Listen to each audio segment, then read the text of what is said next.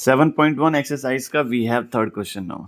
As you can see in the diagram, we have this figure. अब इस figure के अंदर हमें क्या दे रखा है? देखो जहां पर भी 90 डिग्री का एंगल बन रहा है, ऑब्वियसली वो क्या होते हैं? Perpendiculars. Specifically if I talk about in this chapter, अब अपने पास दो परपेंडिकुलर्स हैं, AD एंड BC, राइट? ये दो परपेंडिकुलर्स हैं. इसके अलावा हमारे पास क्या गिवन है कि भाई वो किस लाइन सेगमेंट के ऊपर परपेंडिकुलर हैं? AB के ऊपर परपेंडिकुलर हैं. अब जैसे ये फिगर आपके सामने है, आपके सामने दो चीज समझ में आई कि यार एक तो ये फर्स्ट ट्रायंगल में ले सकता हूँ, एक ये सेकंड ट्रायंगल में ले सकता हूँ. सेकंड, हमको ये दे रखा है क्वेश्चन के अंदर कि भाई आपको शो करना है ये जो साइड है CD, वो किसको बाइसेक्ट करेगी? इस साइड AB को. अब बाइसेक्ट का मतलब हमने सीखा था, बाइसेक्ट का मतलब क्या होता है? दो इक्वल पार्ट्स में उसको डिवाइड करना. अब जब ये वाली जो लाइन है AB दो बराबर भागों में बटेगी तो कैसे कैसे हो जाएगी? AO equal to BO.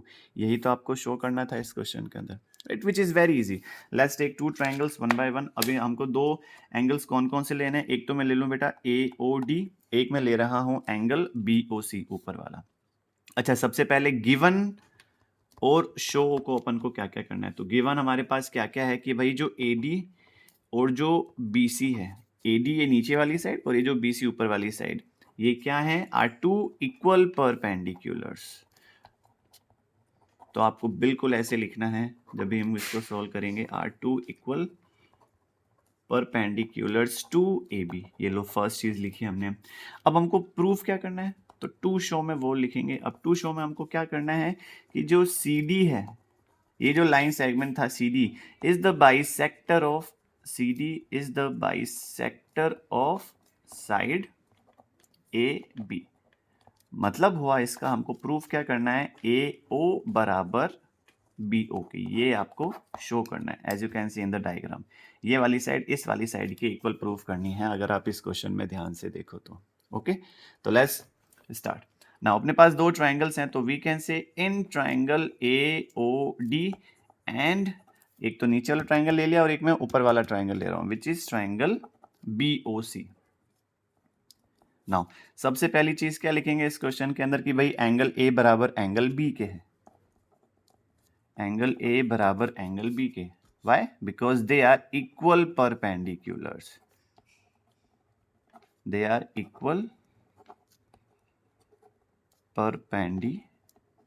Please remember, reasons लिखने बहुत जरूरी है. अगर आप रीजंस नहीं लिखेंगे तो आपको मार्क्स नहीं मिलेंगे. इसके अलावा हमको AD बराबर BC के ये भी गिवन है. देखो दो चीजें हमको गिवन थी इसके अंदर, राइट? तो नेक्स्ट चीज हमारा AD. अच्छा, आप यहाँ पे लिख सकते हो गिवन में और क्या है अपने पास? AD जो साइड है वो किसके इक्वल है?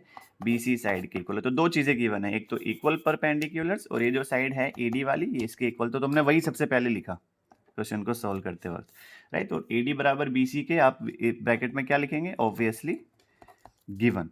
अब आते हैं थर्ड चीज पे, ये आपको इक्वल प्रूफ करनी है. अब आप जैसे देख सकते हो जब भी कोई दो साइड्स आपस में एक दूसरे को ऐसे इंटरसेक्ट करती हैं तो ये वाला एंगल इस वाले एंगल के इक्वल हो जाता है, right? By which rule? Obviously vertically opposite angles rule. Let's do this thing कि ये जितने भी टाइप्स के एंगल्स होते हैं I will make a video और उस वीडियो में I talk about every single type of angle. Obviously आपका चैप्टर नंबर 6 जो है लाइंस एंड एंगल्स, उसमें आपको बहुत हेल्प करेंगे, राइट? तो उसके बारे में बाद में बात करेंगे. अभी आपको सिर्फ ये देखना है कि यहाँ पर कौन से दो एंगल्स इक्वल है. तो आप सिंपल सा रीजन क्या लिखेंगे? एंगल AOD इक्वल है किसके? एंगल BOC के. रीजन सिंपल सा, वर्टिकली ऑपोजिट एंगल्स. अब आपको ये चेक करना है इसमें रूल कौन सा लग रहा है, राइट? अब जब आप रूल यहाँ पे लगाने गए तो आपको सामने दिख रहा होगा कि ये दो एंगल आ रहे हैं और ये वाली जो साइड आ रही है. अब आपको सिर्फ ये चेक करना है कि इसमें रूल कौन सा लग रहा है. जब भी आप इस चीज पे आएंगे आप एक साइड में या रफ पेपर पे जाके फटाफट से आपको ये रूल लिख लेने हैं कि 5 रूल कौन से सीखे थे हमने. एक तो हमने सीखा था सास की आस की आशा, ये हमने 3 रूल सीखे थे. इसके अलावा अपने पास था RHS और SSS.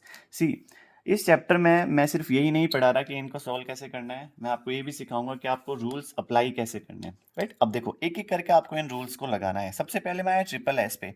क्या मैं यहाँ पे SSS लगा सकता हूँ केवल तीनों साइड्स को लेके मैं सॉल्व कर सकता हूँ? नहीं, बिकॉज हमारे पास दो एंगल्स हैं तो ये वाला रूल खत्म. जैसे ही मैं RHS पे गया अपने पास राइट एंगल होना चाहिए, हाइपोटेनस होना चाहिए और साइड होना चाहिए. डोंट वरी, इसके बारे में मैं एक्सप्लेन करूंगा इन अनदर वीडियो. तो ये भी नहीं लगेगा. फिर मैं गया ASA. ASA का मतलब ये हुआ अगर आपके पास कोई भी दो ट्राइंगल्स हैं उसमें दो एंगल्स के बीच में वो साइड आनी चाहिए, ध्यान रखना। देखो दो एंगल्स हैं आगे पीछे और बीच में है साइड, विच मीन्स दो एंगल लिया आपने, कोई भी दो एंगल ले सकते हो और वो जो साइड है उनके बीच में होनी चाहिए। अब जैसे मैं इस क्वेश्चन में आया, एक एंगल तो ये रहा सर, एक एंगल ये रहा, और ये बीच की साइड तो हमको लेनी नहीं है बिकॉज ये तो हमको प्रूफ करनी है। अब साइड हमारी ये वाली आ रही है इन दो एंगल्स के बाहर वाली, तो दैट्स वाई ये वाला रूल भी कैंसिल। फिर मैं गया साइड एंगल साइड पे, which means we must have two sides. अब दो साइड्स भी नहीं है सर, अब बचा कौन सा रूल, डबल ए एस, तो बस वही लगेगा। देखो दो एंगल हैं यहाँ पर अपने पास, ये वाला और ये वाला, और ये वाली साइड है, मतलब इन दो एंगल्स के बाहर वाली साइड है वो। जब भी ऐसा होगा हमारा कौन सा रूल लगता है, तो by A S congruency rule. तो by A S rule we can say that कि भाई जो ट्राइंगल ए ओ डी है वो कॉन्ग्रुएंट है किसके, बी ओ सी के। That's all. और जैसे ही हमने ये रूल प्रूफ किया, हमको समझ में आया इस क्वेश्चन में कि यार ये जो साइड दे रखी है ए ओ और बी ओ, ये वाली साइड और ये वाली साइड, ये तो इन्हीं दोनों ट्राइंगल्स के पार्ट हैं, राइट, इन्हीं दोनों ट्राइंगल्स के कॉरेस्पॉन्डिंग पार्ट हैं।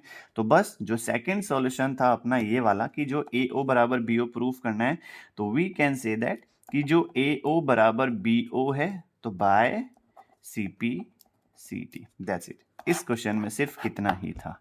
Okay, let's talk about question number 4 in another video.